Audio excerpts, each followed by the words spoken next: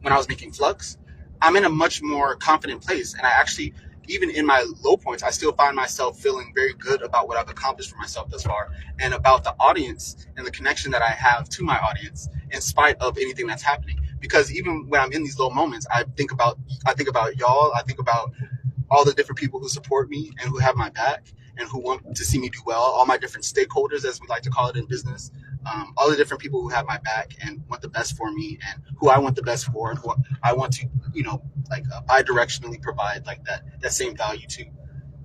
When I think of them, even in these low moments, it kind of pushes me forward and tells me like, bro, you cannot be self-pitying. You can self-pity, but like, don't do too much of that. Be compassionate to yourself, but don't self-pity. Don't stay in that place. I don't like to stay in that place because it feels very unproductive. There's usually always something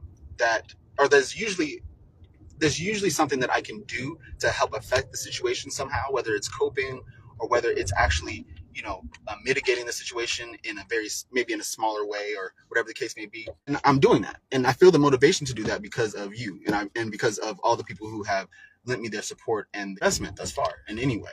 So yeah.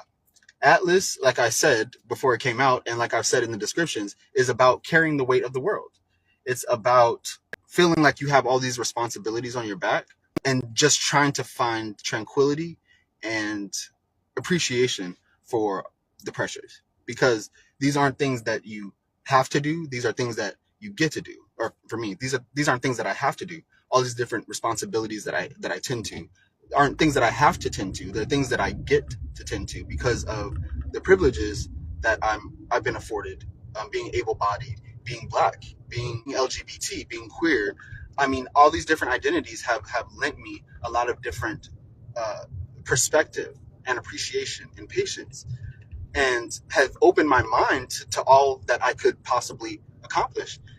Therefore, the responsibilities that come along with that, which, like I said, they're results of opportunity. They're results of and privileges that have been given to me at this stage of my life. So I take that in stride, even in the moments where I feel overwhelmed with it. And that's what the song is just kind of speaking to.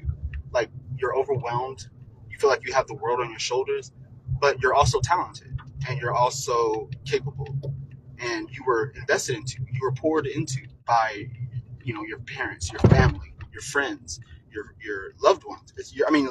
Any loved one, not just family, not just friends. I mean, teachers who have made an impact on you, et cetera, et cetera. Not just me, but you guys as well. And you have to take that in stride, and you have to, even though it's the hardest thing to do, you have to find a way to be appreciative of that and value that, especially in the times where it's hard to, where you feel like it's not what's needed of you. And Atlas is the motivation, hopefully, and the push for you guys to be able to embody that and be able to carry that forward in your day-to-day lives. I strive to be all my music for thought. That's my tagline, is Nctrnm, music for thought. So I'm just trying to encourage you guys to be more mindful, not to think more, because I know a lot of us also tend to overthink.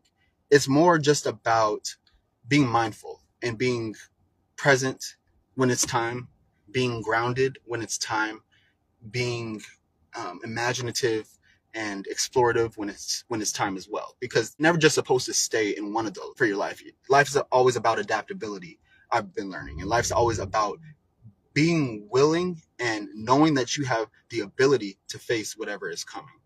And that if you can't, that it being such is not a threat to you in this moment, and that you are okay. That you are okay. And you have to take account of that, because in the times when you're actually not okay, you're going to be feeling like there were times where you were never okay, and that's just going to make you feel worse.